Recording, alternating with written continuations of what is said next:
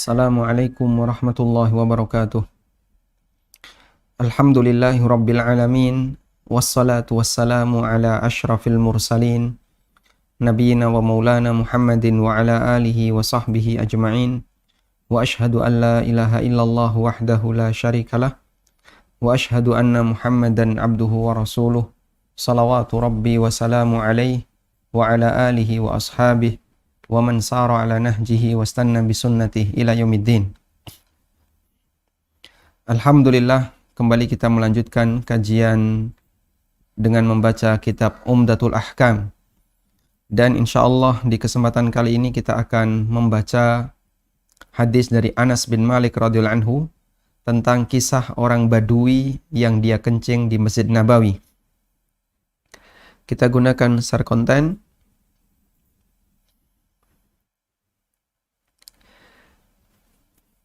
Hadis dari Anas bin Malik radhiyallahu anhu. Anas seorang muslim dan Malik ayahnya, Malik bin Nadhr, adalah orang kafir. Dia mati di posisi tidak mau beriman kepada Nabi SAW, lalu minggat dari Madinah, pergi meninggalkan Madinah, dan para ahli sejarah berbeda pendapat apakah dia mati dalam keadaan memeluk agama Nasrani ataukah dia mati dalam keadaan musyrik. Wa ala kullin, intinya dalam khilaf ini mereka sepakat bahwa Malik ibn Nadhr mati dalam kondisi kafir. Anas radhiyallahu anhu menceritakan, Ja'a A'rabi, datang Badui, fabala fi ta'ifatil masjid, lalu dia kencing di salah satu sudut masjid. Fazajarahun nas, kemudian dia pun dimarahi oleh banyak orang. Fanahahumun nabiyyu sallallahu alaihi wasallam. Namun Nabi sallallahu alaihi wasallam melarang mereka untuk memarahi Badui ini. Sehingga saat para sahabat memarahi Badui, Nabi sallallahu alaihi wasallam malah melarang sahabat. Jangan dilarang, jangan dimarahi. Falamma qada baulahu, begitu selesai kencing, amaran nabiyyu sallallahu alaihi wasallam bidhanubin min ma'in. Nabi sallallahu alaihi wasallam memerintahkan untuk membawa seember air. Fa'uhriqa alaihi, kemudian disiramkan ke tempat yang terkena kencing Badui. Di footnote, hadis riwayat Bukhari nomor sekian dan juga hadis riwayat Muslim. Hadisnya muttafaqun alaihi. Baik. Saya akan bacakan redaksi hadis ini yang lebih lengkap. Karena di Umdatul Ahkam di situ hanya disebutkan kesimpulan dari peristiwanya. Dari sahabat Anas radhiyallahu anhu, beliau menceritakan ada Badui yang kencing di masjid. Anna A'rabiyan bala fil masjid. Faqama ilaihi ba'dul qaum. Lalu ada sebagian orang yang dia berdiri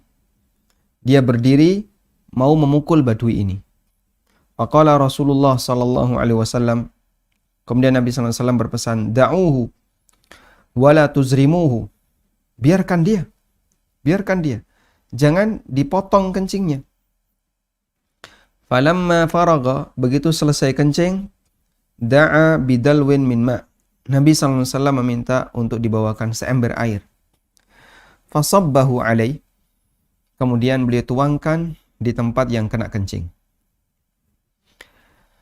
Kemudian dalam riwayat Muslim disebutkan, "Tsumma inna Rasulullah sallallahu alaihi wasallam da'ahu." Kemudian Nabi sallallahu alaihi wasallam memanggil Badui ini. Faqala lahu, lalu beliau menyampaikan kepada Badui ini, "Inna hadhil masajid la tasluhu li syai'in min hadzal baul walal qadar." Masjid itu enggak boleh dipakai untuk tempat kencing dan enggak boleh dipakai untuk buang kotoran. Innama hiya li dzikrillah, masjid itu untuk zikrullah azza wa jalla wassalati wa qiraatil Qur'an. Untuk zikrullah, untuk salat dan untuk qiraatul Qur'an. Wa indal Bukhari, dan dalam riwayat Bukhari dari hadis Abu Hurairah radhiyallahu anhu, wa fihi, dan di situ Nabi sallallahu alaihi wasallam ada keterangan Nabi SAW bersabda, ahriku ala baulihi dhanuban min ma. Siramkan kencingnya dengan menggunakan seember air. Kemudian Nabi SAW ngasih nasihat, fa innama bu'ithum muyassirin walam tub'atsu mu'assirin. Kalian itu diutus untuk memberikan kemudahan, bukan untuk bikin masalah di masyarakat. Bukan untuk memberikan kesulitan. Baik. Semua yang kita baca adalah hadis yang valid, sahih, riwayat Bukhari dan Muslim. Dan hadis ini memiliki banyak sekali pelajaran yang bisa kita ambil. Yang pertama, terkait posisi Al-A'rab. Al-A'rab itu orang Badui. Sebutannya A'rabiyun. Sebutannya A'rabi. Orang Badui. Disebut sebagai A'rab karena dia berada di pelosok Jazirah Arab. Tinggalnya jauh dari peradaban. Jauh dari pemukiman penduduk. Jauh dari kota. Sehingga dia jauh dari peradaban. Dan rata-rata mereka, karena ahlul wabar, mereka itu tinggal di padang pasir. Maka perangai mereka, lingkungan bisa membentuk perangai seseorang. Sehingga perangai mereka secara umum lebih kasar, lebih keras. Suka teriak-teriak. Dan mereka ketika senang, oh Masya Allah, kalau senang itu senangnya luar biasa. Tapi kalau benci, bencinya luar biasa. Makanya Badui yang kafir itu bencinya kepada Nabi SAW lebih sangar dibandingkan orang musyrikin yang berada di sekitar Madinah. Karena itu Allah Subhanahu wa taala sebutkan dalam Al-Qur'an, Al-A'rabu asyaddu kufran wa nifaqa. Orang Arab Badui itu lebih kafir dan lebih munafik. Al-A'rabu asyaddu kufran wa nifaqa. Orang Badui itu lebih kafir dan lebih munafik. Allah Subhanahu wa taala berfirman dalam Al-Qur'an. Nah, ada di surat At-Taubah ayat yang ke-9. Al-A'rabu asyaddu kufran wa nifaqa. Orang Badui itu lebih kafir dan lebih munafik. Karena mereka kalau membenci Nabi SAW, wah itu lebih ganas. Ya. Namanya preman ya. Preman itu kalau lagi senang, wah dia akan memberikan apapun yang dia miliki untuk mendukung yang disenangi. Dan sebaliknya, kalau lagi benci, wah nggak karuan. Nah, Badui itu seperti preman karakternya. Maka mereka ketika membenci Islam, mereka lebih kafir dan lebih munafik. Lebih licik, lebih jahat, lebih ganas terhadap kaum muslimin. Itulah karakter Al-A'rab. Tayyib, kembali ke sini. Dia kencing di masjid karena Badui nggak ngerti ya, orang bodoh. Faqama ilaihi ba'dul qaum. Lalu para sahabat, sebagian sahabat mau memarahinya. Tapi Nabi SAW melarangnya dan bahkan beliau mengatakan wala tuzrimu. Jangan kau potong kencingnya. Karena seperti yang kita tahu, apabila orang itu sudah terlanjur keluar kencing, kemudian dipotong, bisa enggak? Bisa enggak gitu? Sulit ya? Sulit. Nanti ketika dipotong, diempet gitu, potong. Nanti malah kocar-kacir kemana-mana. Sehingga Nabi SAW mengambil sikap, jangan dipotong, biarkan dia kencing. Kalau dia kencing di satu titik, maka yang kena najis di titik itu. Tapi kalau dia dipotong kencingnya, wah nanti dia nggak bisa ngampet, malah kocar-kacir kemana-mana, sehingga yang kena najis justru makin banyak. Karena dia nggak bisa untuk ngampet itu. Untuk menahan itu dia nggak bisa. Najisnya akan semakin banyak. Dari sini kita bisa mengambil pelajaran bahwa dalam amar ma'ruf nahi mungkar tidak boleh dilakukan ketika memicu kemungkaran yang lebih besar. Amar ma'ruf nahi mungkar tidak boleh dilakukan ketika memicu kemungkaran yang lebih besar. Kalau Nabi SAW membiarkan para sahabat melarang orang Badui ini untuk kencing, ya, saat kencing diantemi gitu ya. Tetap kencing dia. Wong dia nggak bisa berhenti. Nanti malah najisnya kemana-mana. Dan bisa jadi si badui ini, dia akan semakin membenci Islam. Karena dia orang bodoh, nggak ngerti peradaban, nggak ngerti sopan santun, nggak ngerti seperti apa aturan agama yang benar, dan seterusnya. Baik. Maka dengan cara seperti ini, lebih santun dan lebih membuat orang ini mau menerima Islam, dan terbukti. Setelah itu, badui ini langsung mengakui Nabi SAW dan mau menerima Islam. Padahal dia datang bukan untuk tujuan masuk Islam. Masuk masjid kencing. Ya. Bukan untuk tujuan masuk Islam. Baik. Kemudian dilarang oleh Nabi SAW, para sahabat ketika mau memarahinya, dilarang oleh Nabi SAW, bahkan beliau minta biarkan dia sampai selesai kencing. Lalu selesai kencing, si badui ini disiram. Nah, di sini kan madharatnya lebih kecil. Di sini madharatnya lebih kecil. Sehingga nasihatnya disampaikan pasca dia selesai kencing. Begitu dia selesai kencing, dikasih nasihat, insya Allah sudah nggak kencing lagi. Tapi kalau tadi waktu dia kencing kemudian dilarang, mungkin bisa jadi dia nggak sanggup, akhirnya malah kencingnya kemana-mana. Nah, kemudian Rasulullah SAW ngasih nasihat kepada orang ini, bahwasanya masjid itu tidak boleh untuk kencing dan tidak boleh untuk buang kotoran. Tapi masjid itu untuk zikrullah, salat, dan qiraatul Quran. Sehingga beliau menyebutkan tujuan asas pembangunan masjid. Ada 3. Zikrullah, salat, dan qiraatul Quran. Itulah tujuan asas, tujuan yang paling asasi dalam pembangunan masjid. Untuk zikrullah, untuk membaca Quran, untuk sholat, dan untuk membaca Al-Quran. Sudah? Nah, sekarang fungsi masjid untuk selain ini boleh atau tidak? Diperbolehkan selama bukan kegiatan yang dilarang untuk dilakukan di masjid. Misalnya untuk jual beli, tidak boleh dilakukan di masjid. Atau misalnya untuk kegiatan yang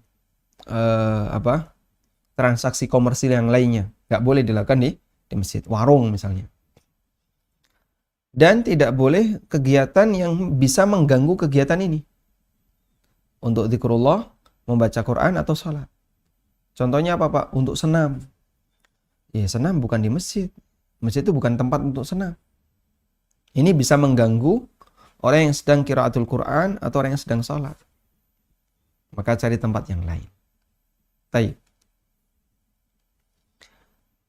Taib. Selanjutnya, kita akan menyimpulkan hadis ini dari sisi fikihnya. Yang pertama, jamaah dimulakan Allah Subhanahu wa taala, selesai badui itu kencing, Nabi sallallahu alaihi wasallam meminta seember air lalu disiramkan ke tempat yang kena kencing tadi. Maka di sini kita mendapatkan pelajaran cara membersihkan najis di tanah. Caranya bagaimana? Disiram.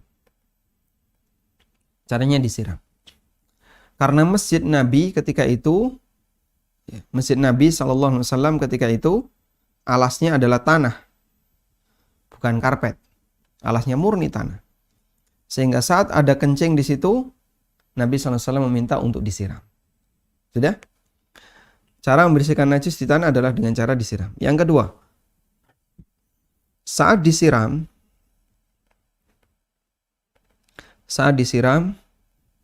najis plus air meresap ke bawah. Iya nggak? Najis dan air meresap ke bawah. Sementara permukaan tanah jadi suci. Kembali suci seperti semula. Sudah? Setelah disiram, najis dan air meresap ke bawah. Sementara permukaan tanah kembali suci seperti semula. Baik. Dan jika sudah demikian, maka permukaan yang suci boleh untuk ibadah. Permukaan tanah yang suci tadi boleh untuk dipakai tempat ibadah. Baik. Kita bisa jadikan ini sebagai solusi untuk menjawab kasus ya. Kasus apa? Anak ngompol di kasur. Nah, kasurnya tebel. Ini kasur tebel Pak, kasurnya Pak. Ini dimensinya nggak bener ya. Atau saya nggak pinter gambar misalnya. Dari dulu kalau gambar mesti dapat 60. Ini ada sebuah kasur ya.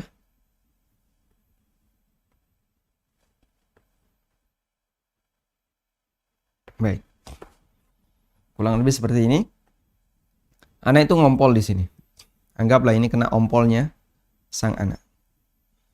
Wah, dia usia berapa Pak? Pokoknya udah gede lah. Usia 3 tahun ke atas. Ompol dia. Baik. Bagaimana teknis yang benar dalam membersihkan ompol di kasur? Ini spring bed Pak. Iya, spring bed. Kalau diangkat keluar, dijemur, wah repot. Apalagi yang rumahnya nggak punya halaman yang cukup untuk menjemur. Yang tinggal di apartemen, ya. Yang misalnya, yang dia nggak punya lahan yang cukup untuk menjemur. Apalagi angkat-angkatnya susah. Terus gimana? Baik. Anda bisa gunakan seperti kasus Badu yang kencing di masjid itu. Dia disiram. Nah, saat disiram, najis dan air meresap ke bawah. Sudah? Kepentingan kita terhadap tanah yang kena najis itu bagian mana? Permukaannya. Nabi SAW tidak minta kepada sahabat, tolong ini digali. Bagian yang kena najis ini tolong digali. Digali, buang tanahnya keluar. Gantikan dengan tanah yang suci. Apakah beliau minta seperti itu? Tidak. Sudah? Rasulullah SAW tidak meminta agar tanahnya dicungkil, digali, lalu digantikan dengan tanah yang lain. Beliau tidak minta demikian. Tapi yang beliau minta adalah siram, sehingga najis dan air meresap ke bawah. Kepentingan kita kan di bagian permukaannya. Kita tidak berkepentingan dengan bagian dalam. Kita berkepentingan dengan permukaan. Sudah? Kasur juga seperti itu. Kepentingan kita adalah permukaan kasur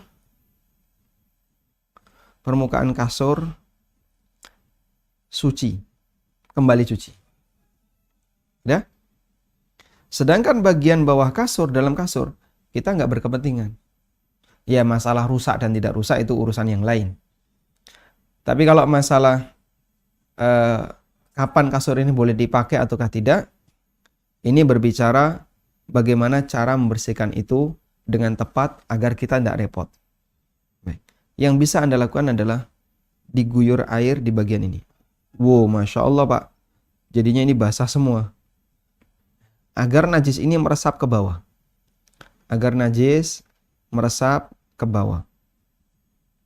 Ya, dikit basah tidak apa-apa. Karena Anda harus memastikan najis itu meresap ke bawah. Sudah? Ketika najis itu meresap ke bawah, bagian permukaannya dibersihkan. Dilap atau di apa begitu. Sehingga Anda bisa yakin sudah tidak ada lagi unsur najis di permukaan. Najis meresap ke bawah, permukaan nggak ada najis. Sudah? Tunggu sekian waktu. Ya, meskipun Anda tinggal di apartemen, insya Allah nanti permukaan ini akan kering. Hanya dengan menggunakan suhu udara, permukaan itu akan kering. Najisnya di mana? Najisnya pindah ke sini.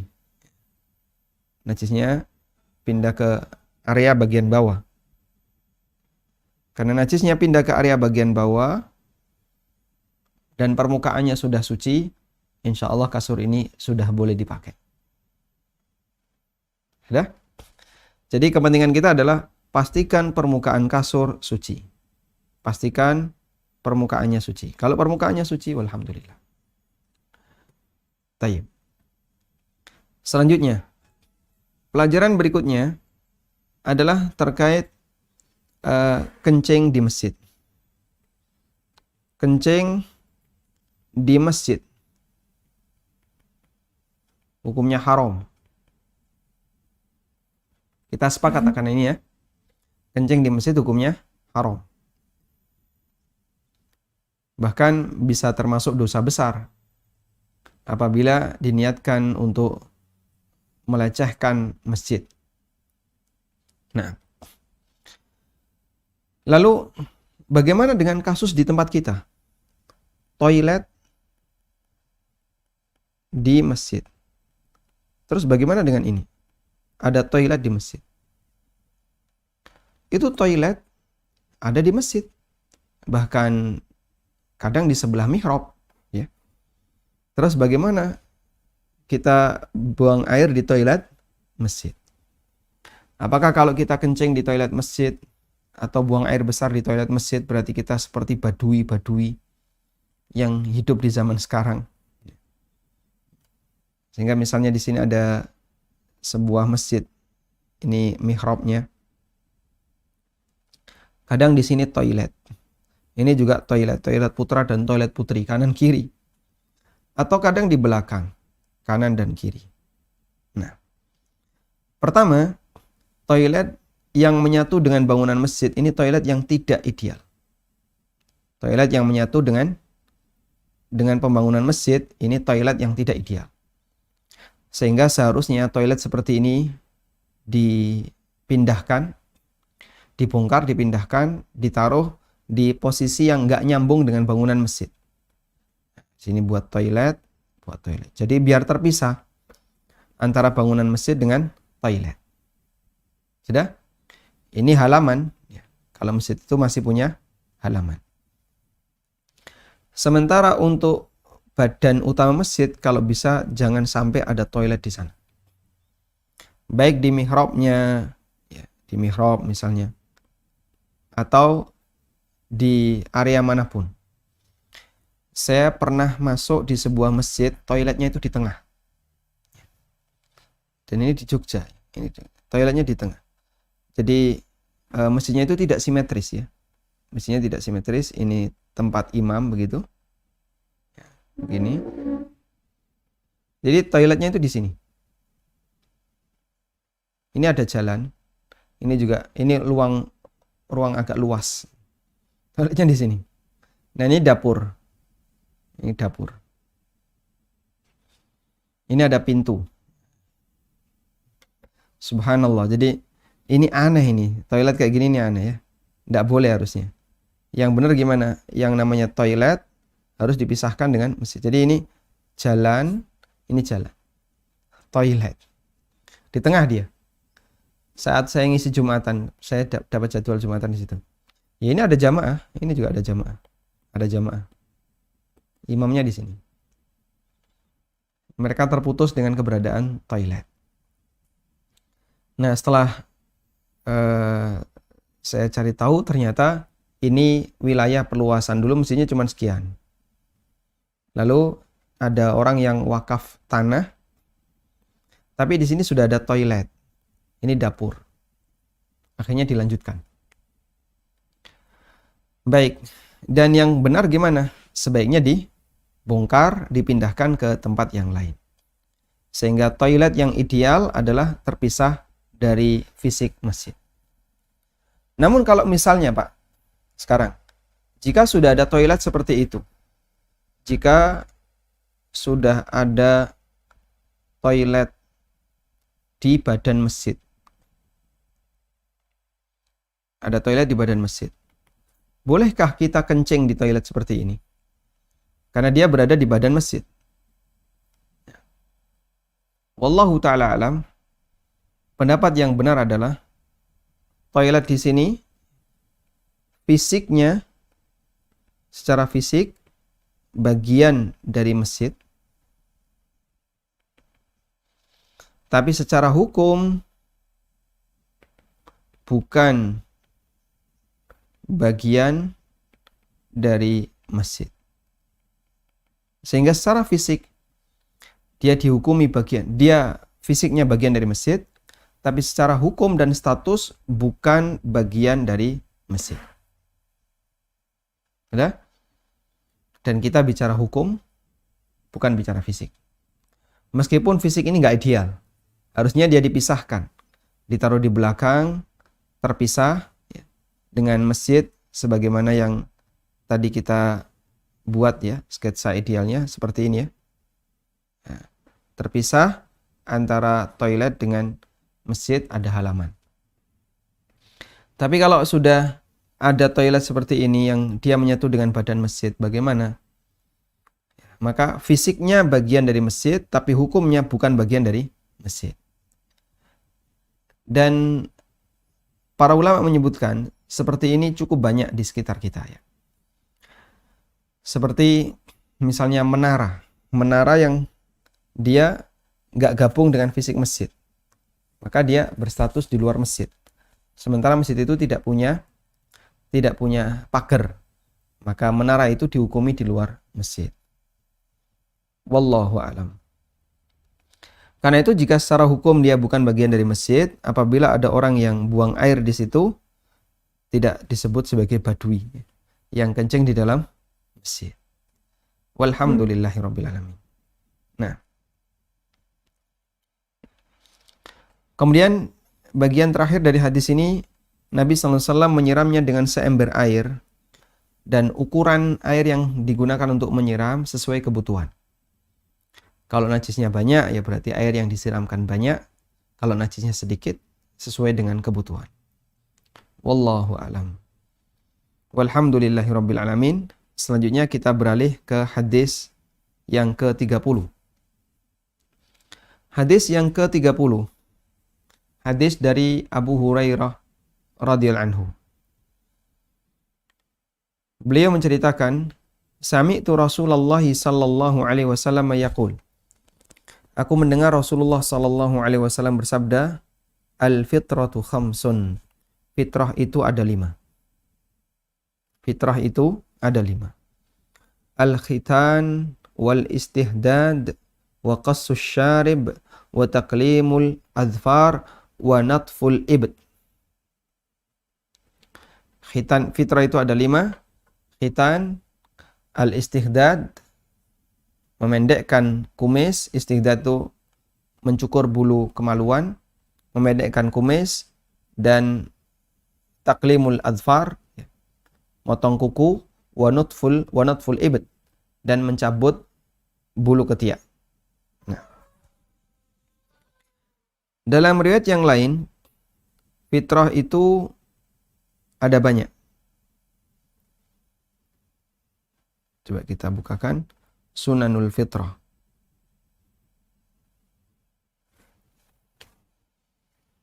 Sunanul Fitrah. Dalam satu hadis Nabi SAW menyebutkan ada 5. Dalam hadis yang lain disebutkan ada 11 di sini ya. Dalam riwayat yang lain Nabi SAW menyebutkan dari Aisyah radhiyallahu anha, anna Nabiyya sallallahu alaihi wasallam qala, Nabi SAW bersabda, ashrun minal fitrah, ada 10 fitrah. Qassus syarib, yang pertama memendekkan kumis. Sehingga kumis jangan dibiarkan panjang, tapi dipendekkan. Yang kedua, i'fa'ul lihyah, membiarkan jenggot. Sehingga jenggot nggak usah dicukur, biarkan aja.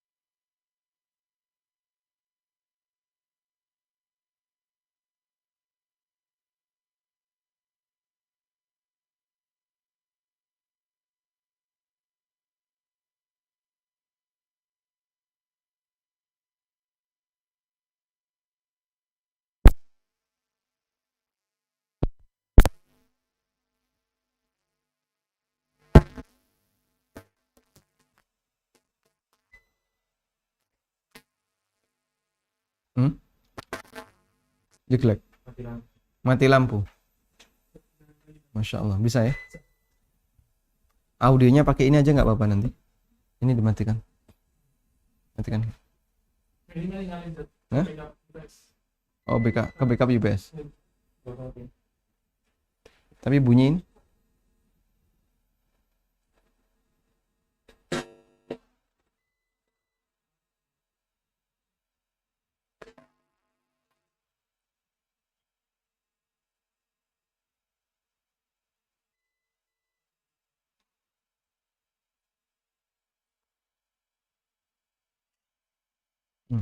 Nanti bisa pakai ini audionya.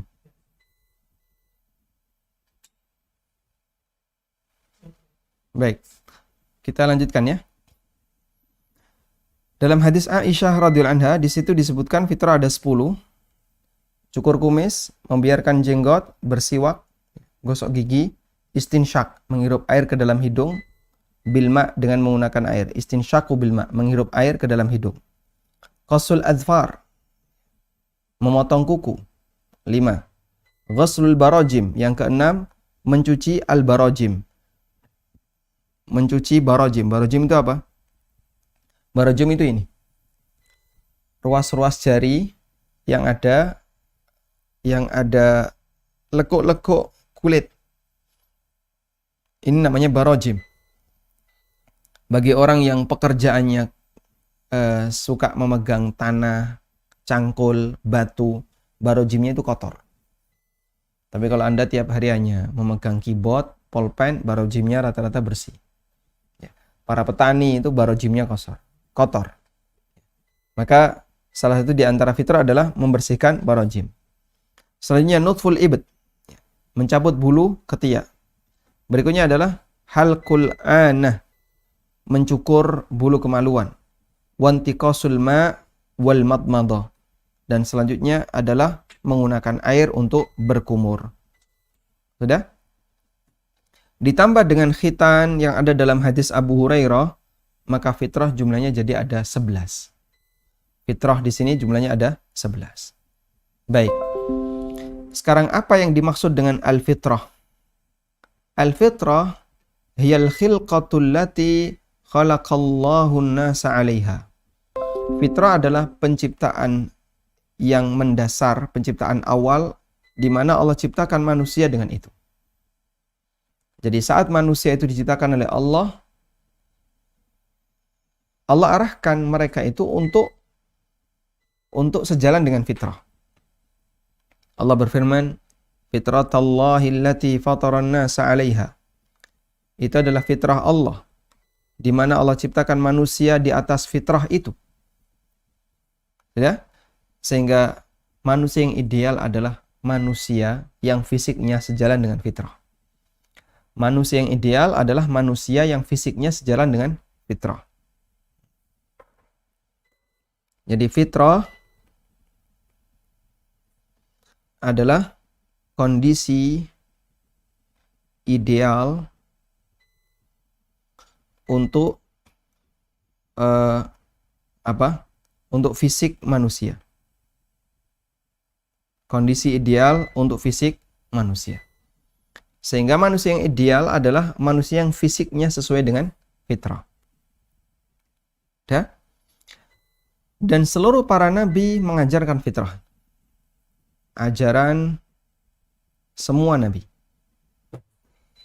Semua nabi mengajarkan fitrah. Dari mulai nabi yang pertama sampai nabi yang terakhir. Sehingga karena ini merupakan ajaran semua nabi, maka disebut sebagai sunnah para nabi. Disebut sebagai sunnah para nabi. Karena dia sunnah para nabi, maka muncullah istilah sunan. Sunan. Sunan artinya bentuk jamak dari kata sunnah. Sunanul fitrah. Sehingga disebut sebagai sunnah-sunnah fitrah karena dia adalah ajaran semua para nabi. Berkhitan, ya. Kemudian apa lagi? Mencabut bulu kemaluan, membersihkan ketiak, membersihkan bulu kemaluan, mencabut bulu ketiak, lalu potong kuku dan seterusnya. Itu adalah sunnahnya para nabi. Baik. Makanya kalau ada orang liberal yang mengatakan khitan itu dari Yahudi, jadi kita tiru Yahudi dalam masalah khitan. Ini orang nggak tahu sejarah. Ya.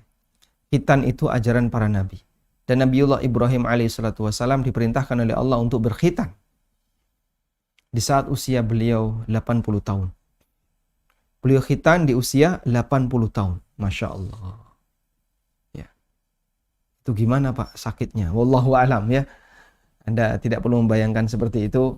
Yang jelas, beliau sangat taat kepada Allah sehingga ketika diperintahkan oleh Allah untuk melakukan A, B, C, beliau lakukan semuanya. Dan itu bagian dari ajaran para nabi yang dilestarikan dari satu nabi sampai Nabi Muhammad sallallahu alaihi wasallam. Ada 11 yang tadi sudah kita baca. Sudah?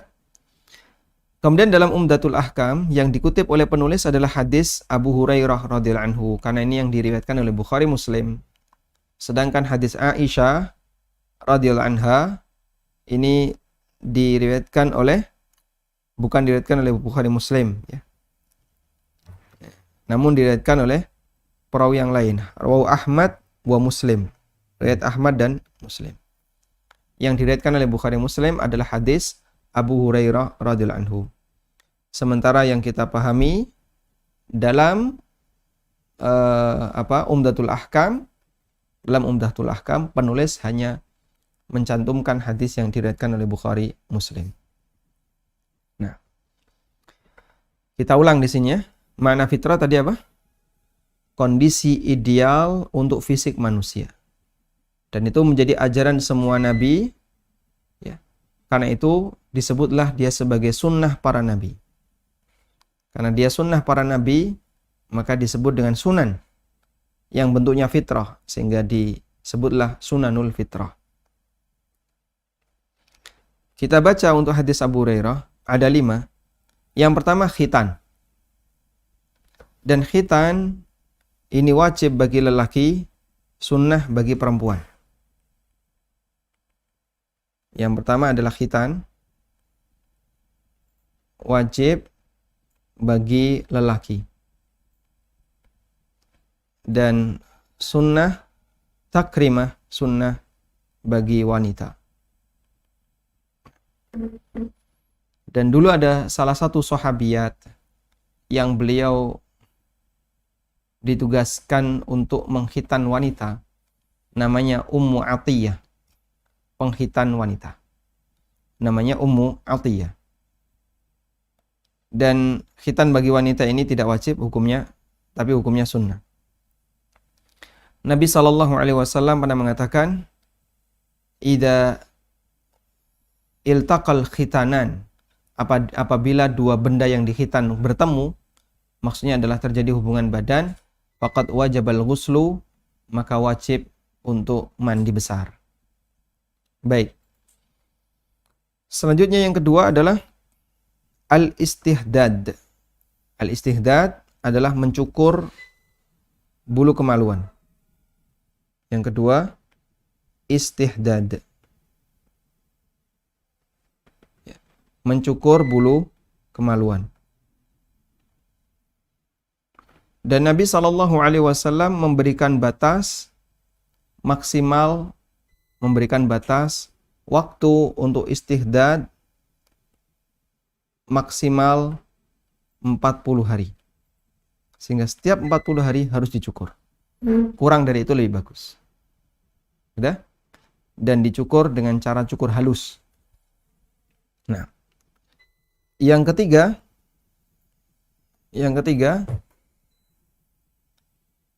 qassus syarib, memangkas kumis. Sehingga kumis itu dipangkas, dipendekkan. Nah, ulama beda pendapat. Mana yang lebih sesuai sunnah untuk kumis? Dikerok atau cukup dipangkas dengan cara digunting? Kalau dikerok kan sampai licin. Ataukah dipangkas sehingga masih ada bekas-bekasnya, nggak sampai licin. Mereka mengatakan untuk istihdad maka betul dia menggunakan kerok ya. Sehingga ini dikerok. Nah, untuk qasus syarib, apakah kerok, sistem kerok, ataukah sistem pangkas? Sampai seperti itu yang mereka bahas. Dan ada yang mengatakan kerok lebih afdol, dan ada yang mengatakan pangkas lebih afdol. Intinya dalam masalah ini adalah mereka berbeda pendapat cara yang lebih tepat, yang lebih afdol dalam membersihkan kumis. Selanjutnya yang keempat adalah taklimul adzafir. Yang keempat adalah taklimul adzafir. Memotong kuku. Dan memotong kuku dianjurkan untuk dilakukan setiap Jumat. Ini tadi pangkas kumis.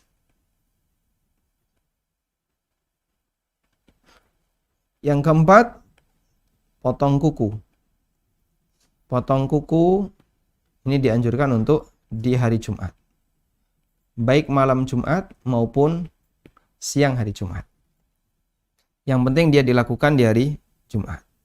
Baik. Karena itu kalau bisa ditahan ya ketika motong kuku. Kuku saya sudah panjang nih di hari Kamis. Tolong Anda tahan, nanti potong di hari Jumat. Sebagaimana kebiasaan Ibnu Umar radhiyallahu anhuma. Ya. Nah, selanjutnya yang jadi pertanyaan, atau satu lagi ya. Yang kelima apa? Yang kelima adalah nutful ibd. Mencabut bulu ketiak. Bulu ketiak itu tidak dicukur, tidak dikerok, tapi dicabut. Cabut bulu ketiak.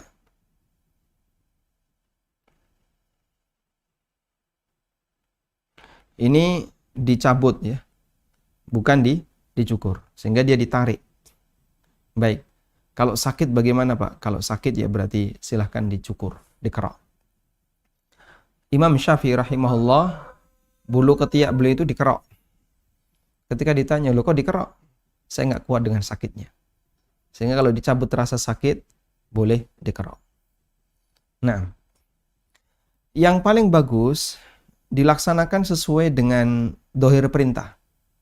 Sehingga kumis dipangkas, kuku dipotong, kemudian bulu ketiak dicabut, bukan dikerok.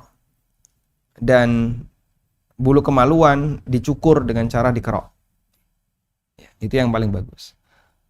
Artinya yang paling afdol, tata caranya menyesuaikan sebagaimana yang disebutkan dalam hadis. Meskipun diperbolehkan dengan cara yang lain. Sehingga misalnya bulu ketiak dikerok boleh enggak? Silahkan. Meskipun yang paling bagus dicabut. Nah, selanjutnya, apakah dianjurkan untuk mengubur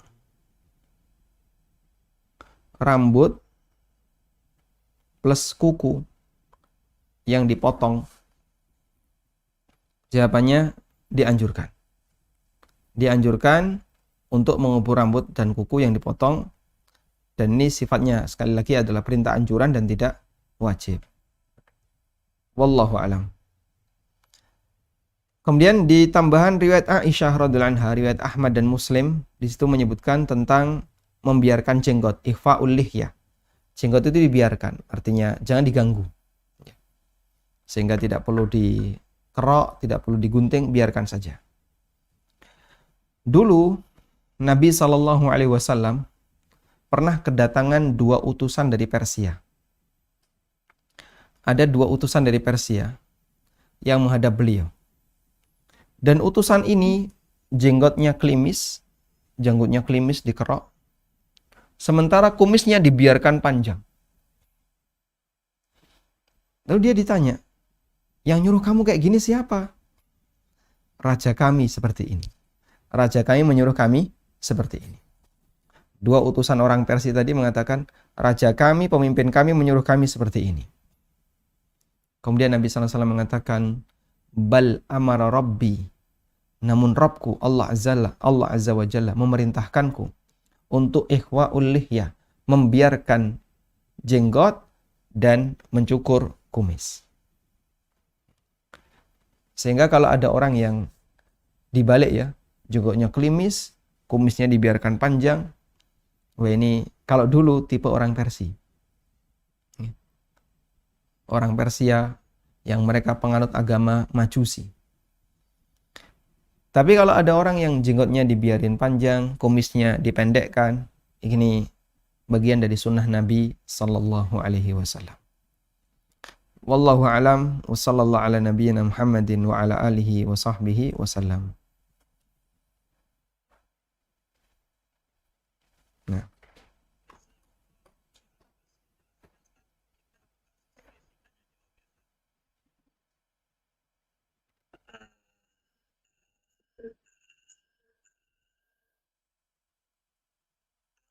Your hand atau bacakan di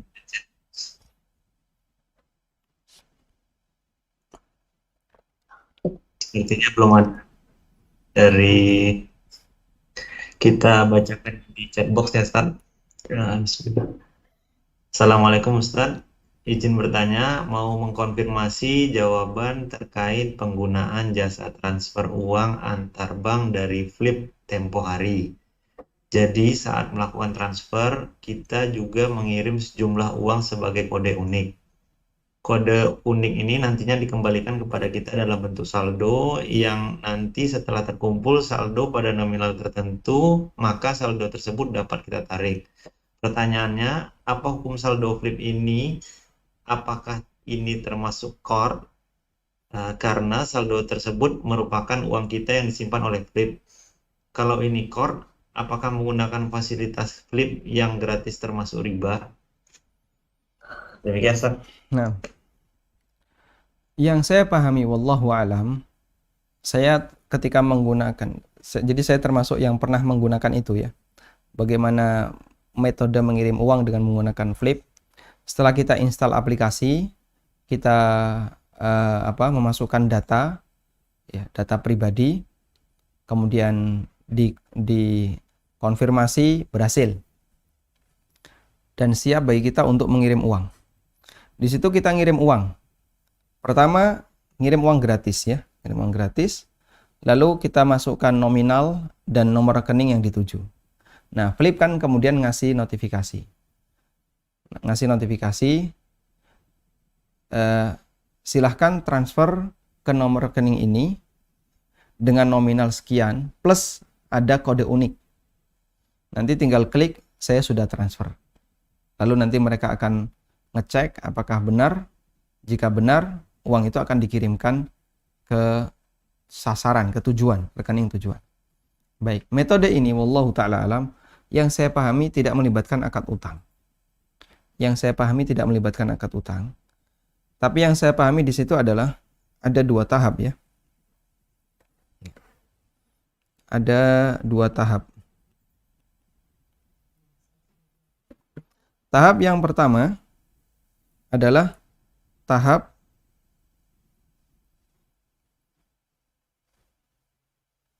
ada 2 tahap dalam pengiriman uang melalui Flip.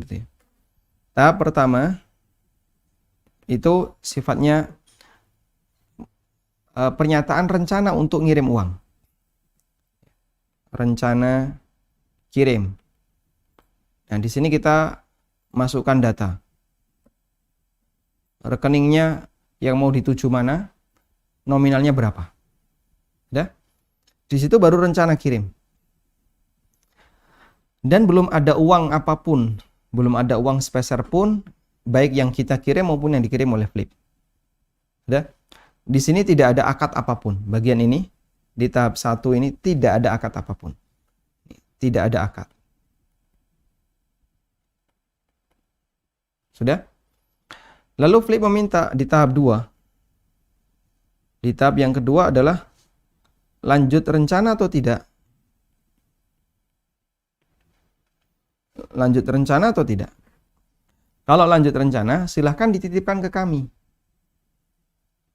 Jika lanjut, maka di situ titip ke Flip. Titip ke Flip. Nah, ketika titip, Flip ngasih kode unik. Kasih kode unik. silahkan nanti pasang kode unik sekian. Kita titip ke Flip dengan menyebutkan kode unik. Sudah. Maka di sini akad yang terjadi adalah akad wadiah. Saat transfer, maka sebenarnya di situ terjadi akad wadiah, di mana pengguna nitip uang ke Flip untuk disalurkan ke rekening tujuan. Sudah? Sehingga tidak ada transaksi utang piutang di situ. Ibaratnya begini, saya ngomong kepada si A, katanya kamu mau ke Surabaya. Oh iya, saya boleh titip uang nggak? Kapan berangkat? Besok. Ya, nggak apa-apa, nanti kalau mau titip uang silahkan aja. Saya berangkatnya besok. Ngomong seperti itu kan nggak ada akad apapun, saya cuma ngomong. Itu sama seperti tahap 1.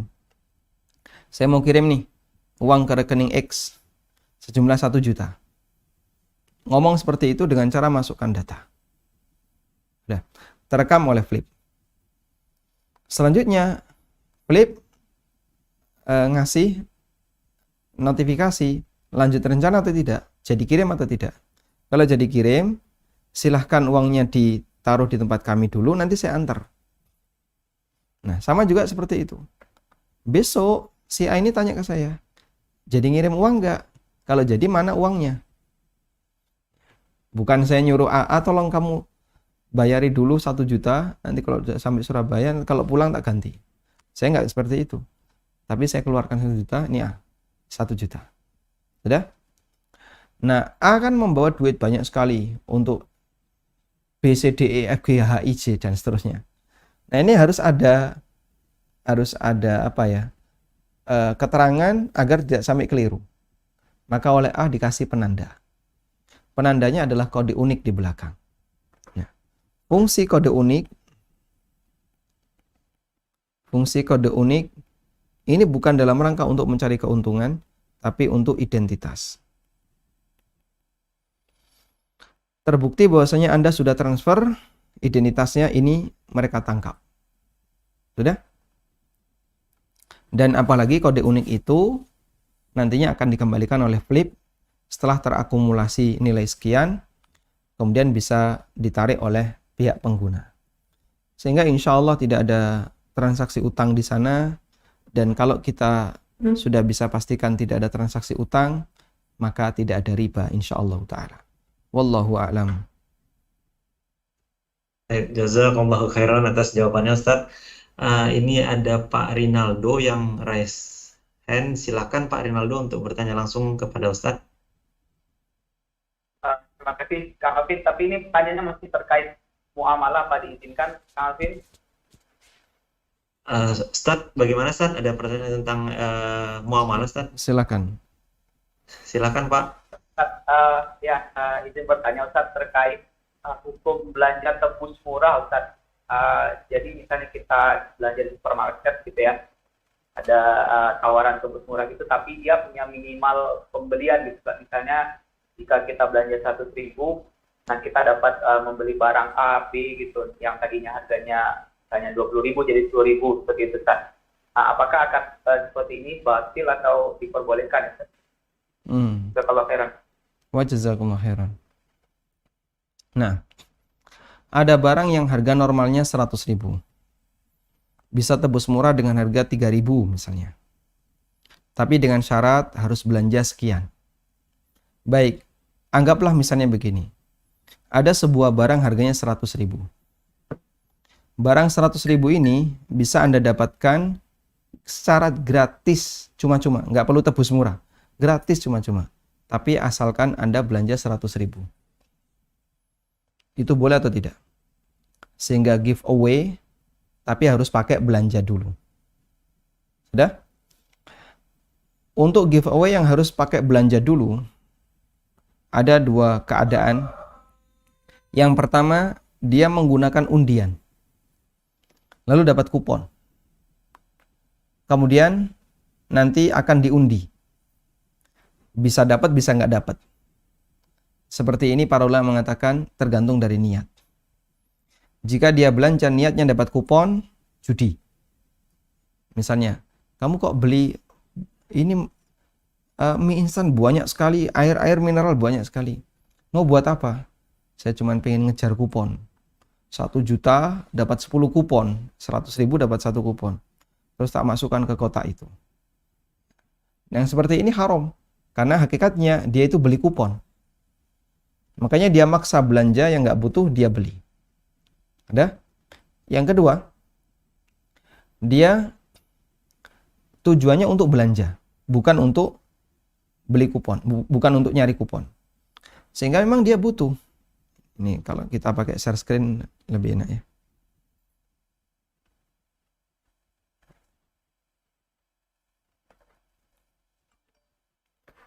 Kita bicara tentang masalah hadiah ya. Sebenarnya tebus murah itu kan anggaplah seperti hadiah. Hadiah karena belanja. Baik. Hadiah karena belanja, yang pertama, beli banyak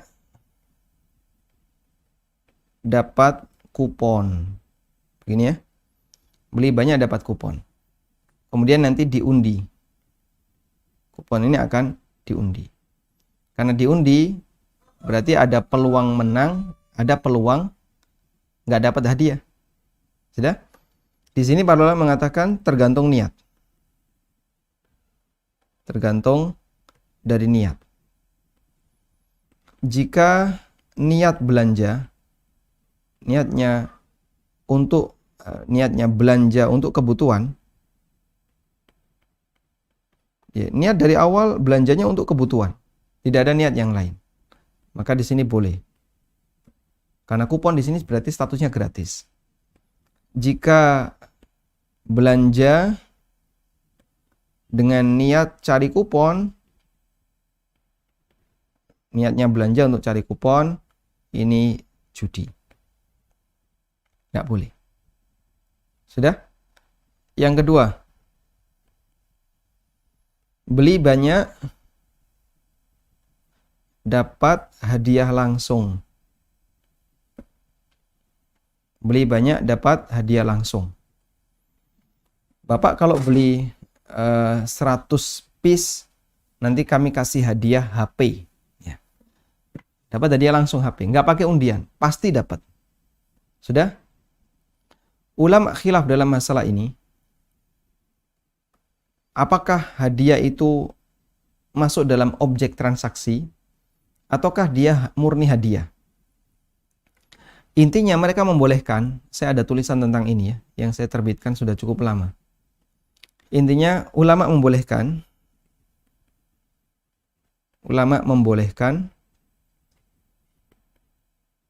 ya.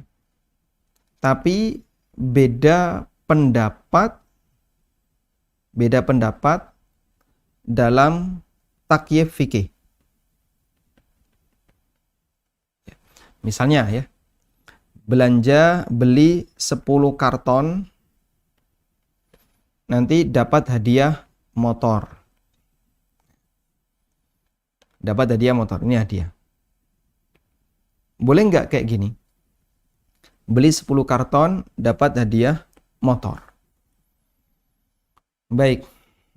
Ulama beda pendapat, membolehkan tapi mereka beda pendapat dalam takyif fikih. Ada yang mengatakan boleh dan motor itu adalah objek akad. Sudah? Sehingga kalau harga 10 karton ini misalnya harganya adalah 100 juta, ya. Berarti kalau kita gunakan teori iwad dan muawwad, maka 100 juta itu iwad.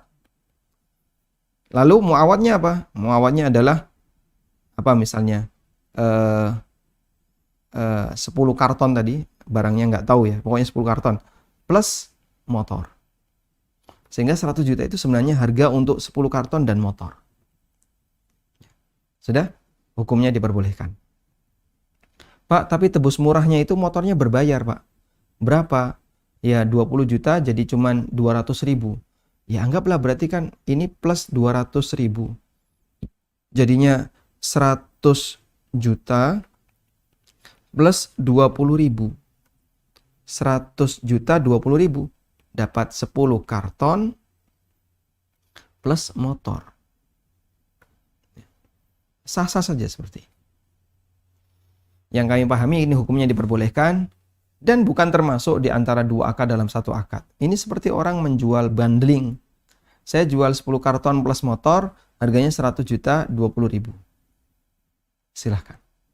Bahkan jangankan yang seperti itu, motornya gratis saja boleh. Tapi dengan pendekatan fikih seperti ini. Hakikatnya dia itu membeli 10 karton plus motor. Karena itu insya Allah untuk kasus tebus murah ya, sempat viral nih.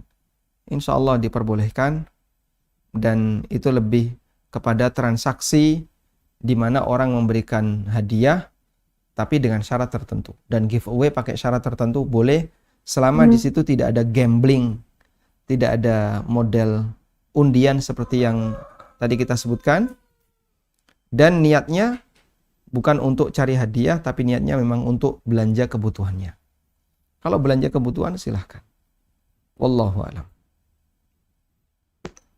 Jazakallahu khairan atas jawabannya Ustaz.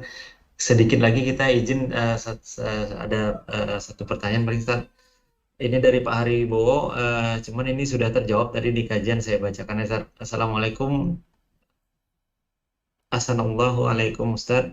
Izin bertanya, apakah ada anjuran tertentu dalam urutan memotong kuku dan benarkah dianjurkan sunnah memotong kuku di hari Jumat? Tadi sudah disampaikan di kajian Ustaz, termasuk yang dianjurkan di hari Jumat ya Ustaz. Lanjut ke pertanyaan selanjutnya. Nah, ini ada jawabannya ini. Waalaikumsalam warahmatullahi wabarakatuh. Urutan motong kuku itu dari kanan dulu. Nabi SAW kana yujibu tayammun. Nabi SAW suka mendahulukan yang kanan. Nah, termasuk di antara prakteknya adalah sunnah motong kuku dahulukan yang kanan. Nah, kanan itu yang mana dulu nih? Kanan itu yang mana dulu? Kelingking dulu ataukah jempol dulu? Kalau menurut keterangan sebagian ulama, kelingking dulu. Karena kita kan motongnya di posisi tangan itu menghadap ke arah punggungnya, bukan telapak ya. Kita motong gini kan tidak bisa ya, tapi punggung. Maka yang paling kanan adalah kelingking. Kelingking urut sampai jempol, terus urut. Dan dianjurkan untuk motong kuku di hari Jumat berdasarkan riwayat Ibnu Umar tadi. Wallahu a'lam. Jazakallah khairan Ustaz. Kita terakhir dari Pak Bambang Purwanto. Assalamualaikum Pak Ustaz. Izin bertanya, saya pernah dapat info bahwa janggut panjang adalah untuk membedakan umat muslim dengan lainnya. Namun setelah turun perintah sholat, maka yang membedakan umat muslim dengan yang lainnya adalah sholat tersebut. Mohon pencerahannya. Silakan Ustaz. Wallahu a'lam. Pembeda antara muslim dengan kaum yang lain banyak ya, tidak hanya sholat. Dan sholat itu sudah disyariatkan sebelum Nabi SAW hijrah ke Madinah. Sehingga kalau pernyataan sebagaimana yang disebutkan dalam pertanyaan ini adalah benar, berarti seolah-olah sholat itu datangnya belakangan. Padahal yang benar, sholat itu sudah ada sejak awal Islam. Nabi SAW ketika awal-awal dakwah, ketika Islam sudah turun, dalam arti beliau sudah diangkat jadi Nabi, Allah sudah perintahkan untuk sholat. Tapi belum ada sholat wajib 5 waktu. Adanya sholat yang dikerjakan di malam hari, yaitu tahajud. Karena itu tahajud dulu hukumnya wajib bagi para sahabat yang mereka tinggal di kota Mekah dulu sebelum Islam datang, sebelum mereka hijrah ke Madinah. Dan tata caranya bagaimana? Wallahu alam, kita nggak dapat penjelasan. Yang jelas kalau sholat wajib 5 waktu adanya belakangan. Sebelum beliau hijrah. Setelah beliau melakukan Isra Mi'raj. Tapi untuk keberadaan sholat sendiri sudah ada sejak masa awal dakwah Nabi SAW. Ditandai dengan turunnya surat Al-Muzammil. Ya ayyuhal muzammil, qumil laila illa qalila, nisfahu aw inqus minhu qalila. Au zid alaihi warattilil Qur'ana tartila. Wahai al-muzammil, orang yang berselimut, qumil laila illa qalila, lakukanlah qiyamul lail illa qalila, kecuali sebagian kecil dari waktu malam untuk istirahat. Nisfahu, bisa setengah malam, au inqus minhu qalila, atau kurangi sedikit. Masya Allah. Sehingga dulu Nabi SAW dan para sahabat sholatnya adalah qiyamul lail. Dan itu menunjukkan bahwasanya sholat sudah ada sejak masa silam. Kaum muslimin sholat disaksikan oleh orang musyrikin, sehingga pembedanya bukan dari sisi sholat saja, ya, termasuk juga dari sisi ciri fisik, di mana kaum muslimin punya ciri fisik yang berbeda dengan yang lain. Wallahu a'lam, wa sallallahu ala nabiyyina Muhammadin wa ala alihi wa sahbihi wasallam. Jazakallahu khairan atas jawabannya Ustaz. Baik Bapak Ibu sekalian, mungkin waktunya sedikit lewat. Mohon maaf atas kelewat waktunya. Insya Allah kita akan lanjutkan kembali kajian bersama Ustadz dalam 2 pekan ke depan. Insya Allah. Jazakumullahu khairan atas kehadirannya di dalam kajian ini. Begitu juga kepada Ustadz dan tim Ustadz. Semoga Allah memberikan kesehatan dan keberkahan. Insya Allah kita bisa lanjutkan ke kajian selanjutnya. Untuk penutup, Ustadz, mohon dapat memberikan penutup Ustadz. Baik, demikian yang bisa kita bahas.